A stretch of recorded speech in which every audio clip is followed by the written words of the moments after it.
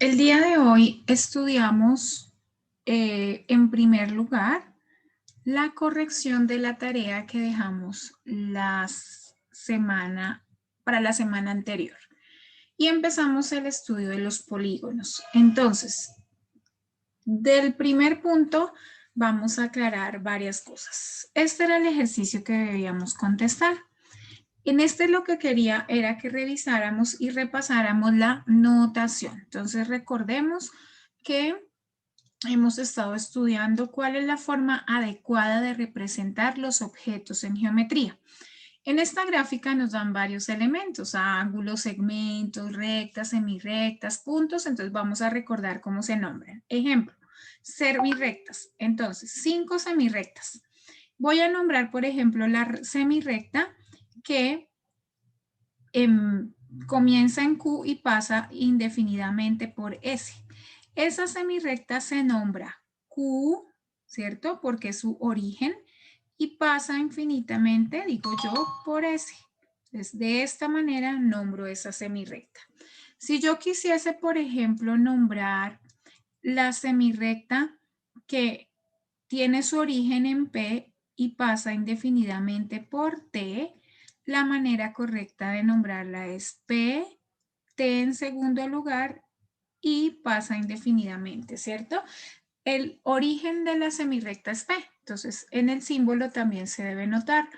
Inicia en P y pasa por T. Eso en cuanto a semirrectas son dos ejemplos. ¿Cómo nombro las rectas? Entonces recordemos, para nombrar rectas, por ejemplo, si yo quiero nombrar la recta que pasa por Q y por S, ¿cierto? A diferencia de la semirrecta sabemos dónde comienza, pero no sabemos dónde termina. En la recta ni sabemos el comienzo ni el final. Entonces, si yo quiero nombrar la recta que pasa por los puntos Q y S, el símbolo que debo usar es este. ¿Listo? Si quiero, por ejemplo, nombrar la recta que pasa por T y por S también, ejemplo, entonces la nombro como TS y el simbolito correspondiente. Por favor, revisar lo que ustedes contestaron y corregimos de ser necesario.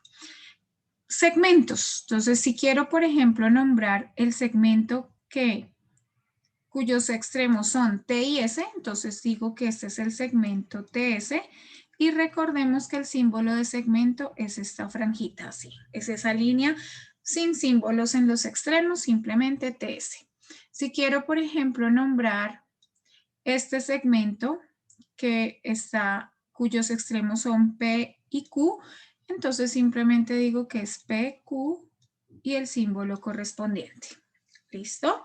En cuanto a los puntos, simplemente los nombro separados de comas. Por ejemplo, P, letra mayúscula, también está el punto S, el punto R, el punto T.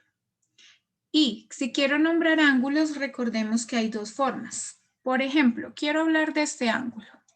El ángulo que está formado por las semirrectas PT y la semirrecta PR. Entonces, coloco el símbolo de ángulo, identifico el vértice, que en este caso es P, y nombro los lados de la siguiente manera. Entonces, este es el lado TP, y el otro lado pasa por P y por Q, ¿cierto? La semirrecta pasa por P y por Q, pues coloco así. El ángulo TPQ. Esa es la manera de nombrarlo. De tal forma que el vértice siempre va en el centro y a los lados van puntos de las semirrectas que forman ese ángulo. En este caso T y Q. Si yo quiero, por ejemplo, nombrar este ángulo, entonces la forma correcta es ángulo Q, R, S. Otra manera de nombrar este ángulo es el ángulo R, nombrando solamente el vértice, o en este caso podría ser el ángulo P. Pero en este caso también debemos tener cuidado de esa notación porque si, por ejemplo, yo nombro el ángulo Q, puedo estar hablando de este ángulo porque su vértice es Q, de este ángulo que también el vértice es Q y de este que también el vértice es Q. Entonces, cuando hay lugar a confusión es mejor usar la notación de las 3 letras. Miremos el segundo punto. Decía que representáramos por medio de una figura cada una de estas frases. Entonces, miremos la frase A. Decía, los puntos A, B y C no están en la misma recta. Entonces, una manera de representarlos es la siguiente. Si yo tengo, por ejemplo, el punto A y el punto B, ¿cierto? No están en la misma recta junto con C. Entonces, me tocaría a C colocarlo en otra recta. Por ejemplo, acá, digamos, supongamos así, podría ser, ¿cierto? Esa podría ser una figura. Los puntos A, B y C no están en la misma recta. O podría ser cada punto en una recta, ¿cierto? 1, 2, 3. Y entonces, por ejemplo, yo puedo decir que aquí está el punto A, que aquí está el punto B y que acá está el punto C. Eso en cuanto al literal A. Miremos el B. El punto D está en la semirrecta AC, pero no está en el segmento AC. Entonces, lo primero que voy a hacer es mostrarles la semirrecta AC. Listo, semirrecta AC. No está en el segmento AC. Entonces, voy a resaltar de otro color el segmento AC. Este es el segmento AC. Por lo tanto, para que D no esté en ese segmento, pero sí pertenezca a la semirrecta, podría ser que D esté aquí, ¿cierto? O podría ser que D esté aquí, en esta sección. ¿Listo? Perfecto. Y en el numeral C, dice, el punto E está en la recta FG, entonces dibujemos una recta FG, pero no está, entonces voy a dibujar acá, a representar a F y a representar a G. No está en la semirrecta FG. Voy a resaltar de otro color la semirrecta FG. ¿Listo? Me dicen que E no puede estar en la semirrecta, más si está en la recta. O sea, que podemos tener a E en esta sección. Lo importante es que no esté en la semirrecta FG, coloreada de azul, ¿no? Pero sí en la recta FG. Muy bien. Ese era el segundo punto. Y en cuanto al tercero, nos preguntaban, ¿cómo se llaman las rectas que aunque se cortan, no son perpendiculares? Ojo, cuando dos rectas se cortan, pero no son perpendiculares, es decir, el ángulo que forman es diferente a 90 grados, o sea, mide 30, 40, 70, cualquier otra medida que no sea 90, a estas rectas se les llaman rectas secantes. Ojo, estas rectas se llaman rectas secantes. Por ejemplo, recuerden, otra manera de nombrarlas es con letras en minúscula cursiva. Entonces yo puedo decir que la recta L secante con la recta M. ¿Listo? Esa es la respuesta en el tercer punto. Muy bien. Ahora sí, hablemos de los polígonos. Hoy alcanzamos a decir que los polígonos son figuras hermosas que la naturaleza utiliza en sus formas, que son una muestra de la perfección de Dios en la naturaleza y en la creación, ¿cierto? En este caso estamos dando como ejemplo los panales de las abejas. Las abejas son muy inteligentes y muy trabajadoras y ellas construyen los panales de forma tal que los espacios que se forman, esos huequitos, estén hechos de tal manera que puedan ser aprovechados al máximo. Resulta que esos panales tienen formas hexagonales, ¿listo? Y vistos a profundidad tienen como formas cúbicas. Ellos las aprovechan, las abejitas las aprovechan para colocar su miel. Entonces, los polígonos son figuras hermosas y son figuras perfectas bajo, digamos, la mirada de la geometría. Entonces, vamos a estudiar los polígonos. ¿En qué otras cosas los podemos ver? En las flores, en las construcciones, en muchos objetos que ustedes tienen a su alrededor. Ahora bien, ¿qué es un polígono? Un polígono, como podemos ver, y varias niñas sé que no alcanzaron a copiar la definición, un polígono es una figura geométrica plana y cerrada. Ojo, plana significa que está dibujada en un plano. Recordemos que un plano puede ser interpretado como una hoja de papel, como la diapositiva que estoy usando, ¿cierto? Son figuras dibujadas. Yo no las voy a poder coger. Puedo tomar el papel en el que están dibujadas, más no puedo coger la figura, pero sí la puedo dibujar, la puedo representar. Cerrada, ¿qué significa? Que todos sus lados están unidos por los extremos, ¿cierto? Y no hay como huequitos entre ellos, está totalmente cerrada. Limitada por segmentos de recta, es decir, los lados de la figura son segmentos.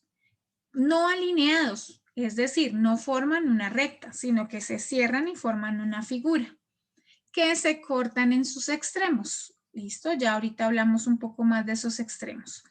El polígono también se puede definir como una porción del plano limitada por una curva cerrada llamada línea poligonal. Ojo, esa curva cerrada necesariamente sus lados son segmentos de recta. Acá vemos diferentes polígonos. Más adelante vamos a identificar que se pueden clasificar de diferentes formas. Miremos los elementos del polígono. Entonces, voy a hacerla de la siguiente manera. Entonces, tenemos, para comenzar, ojo, tenemos aquí de azul los lados. Esos lados son segmentos de recta. Voy a darle unos nombres. Puede que sean diferentes a los que están en el dibujo, no importa. Entonces, acá, para poder hablar de los lados, necesito hablar de los extremos de esos lados, ¿cierto?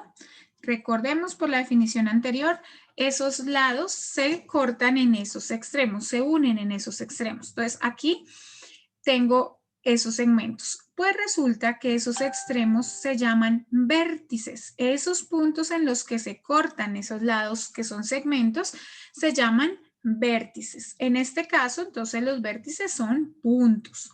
Hablemos, por ejemplo, el vértice B, el vértice C, el vértice D, el vértice E y el vértice A. Ahora bien, los lados, ya dijimos, son segmentos de recta. ¿Qué significa? Que debemos usar la notación adecuada. Por ejemplo, el segmento AB y su símbolo viene a ser este, ¿verdad? AB. Ahora, por ejemplo, el segmento BC y su símbolo correspondiente. El segmento CD, el segmento DE y el segmento EA.